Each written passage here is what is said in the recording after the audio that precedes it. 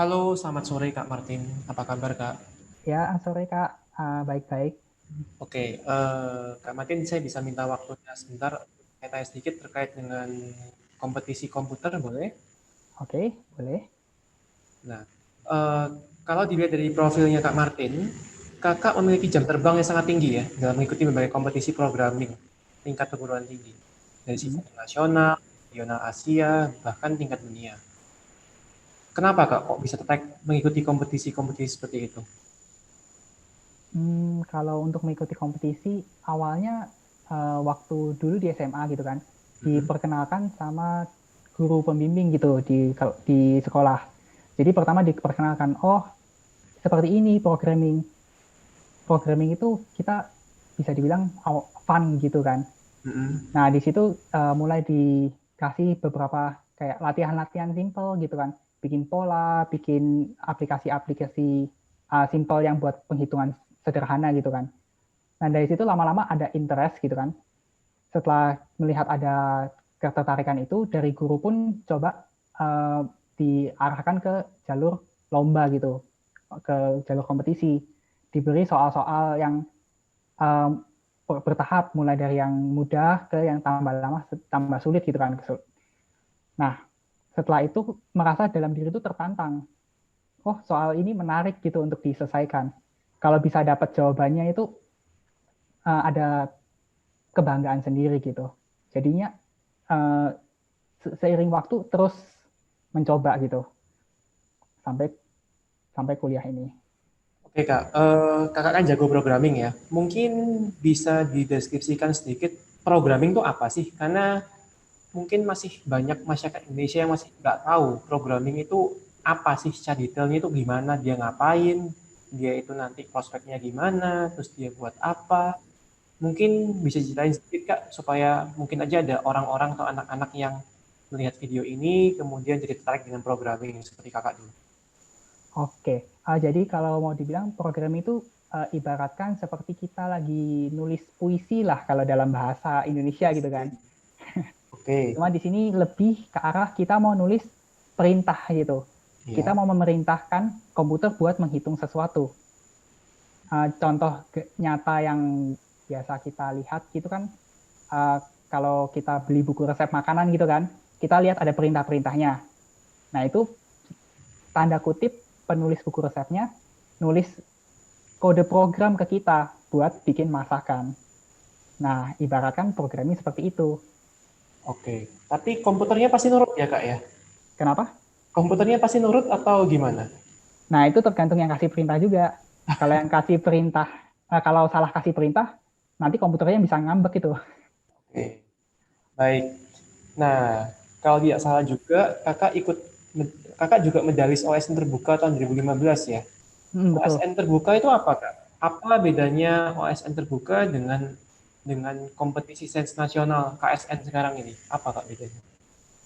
Kalau mau dibilang, uh, satu hal yang membedakan OSN terbuka dengan OSN itu masalah keikutsertaannya aja. Jadi Ya. kalau di OSN khususnya di komputer gitu kan, biasanya saat OSN atau KSN gitu kan dilakukan, eh, panitia bidang komputer itu bakal membagikan soalnya secara umum juga. Jadi ada di website untuk komputer, berarti di websitenya Toki gitu, dibagikan soal untuk umum dan semua orang boleh mencoba untuk menyelesaikan soal-soal yang diberikan di KSN.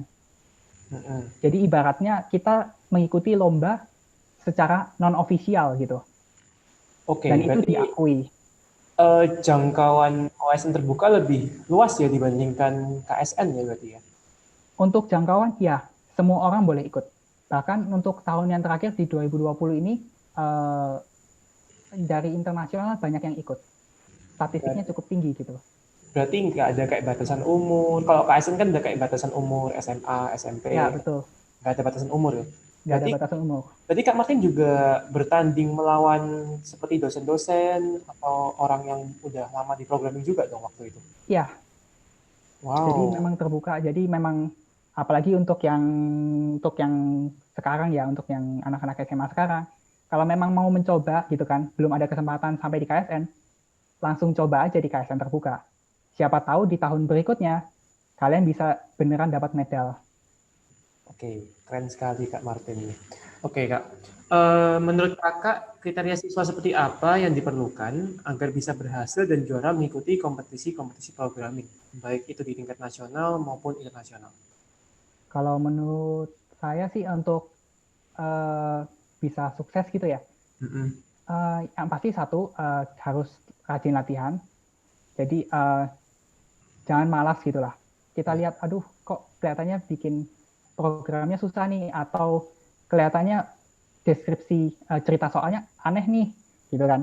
Jangan Ya. pantang menyerah, eh, tetap rajin latihan, dan biasanya luangkan waktu minimal 2 jam gitu kan per harinya, 1 jam sampai 2 jam untuk latihan coding gitu, untuk latihan soal-soal logika, sehingga lama-kelamaan terbiasa dan bisa jago programming gitu.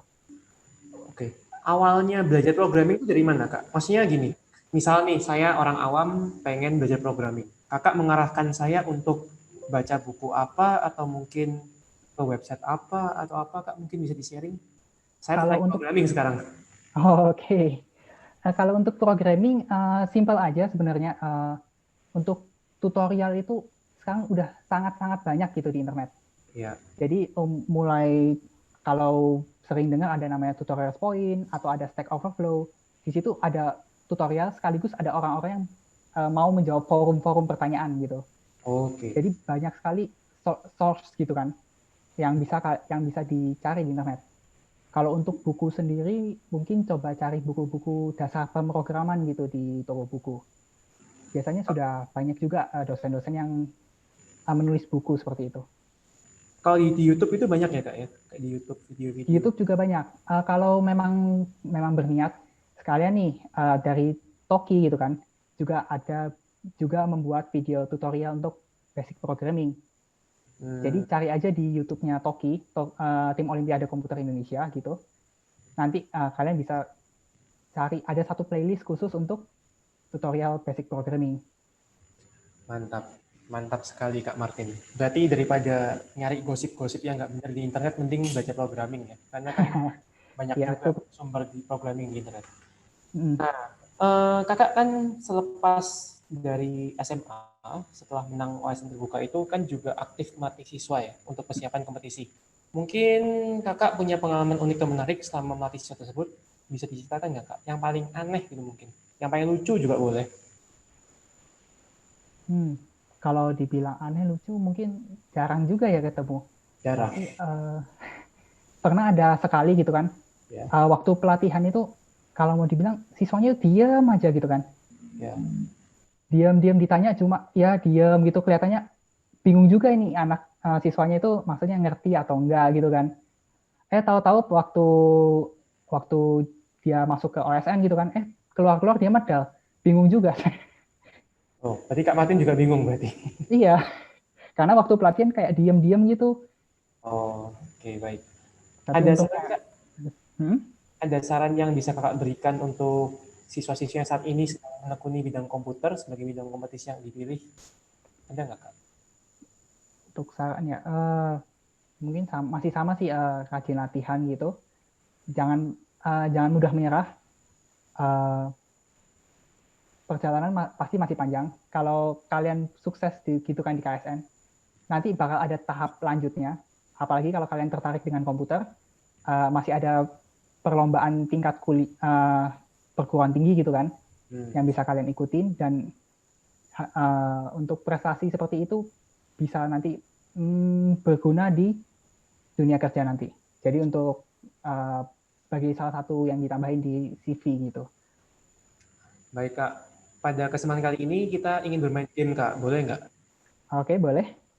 Kak Martin saya beri dua pilihan. Silakan sebutkan mana di antara dua pilihan tersebut yang kakak lebih suka atau lebih ingin lakukan. Dan sebutkan alasannya. Itu ya kak ya. Oke, boleh. Jawabnya cepat ya kak, nggak boleh mikir.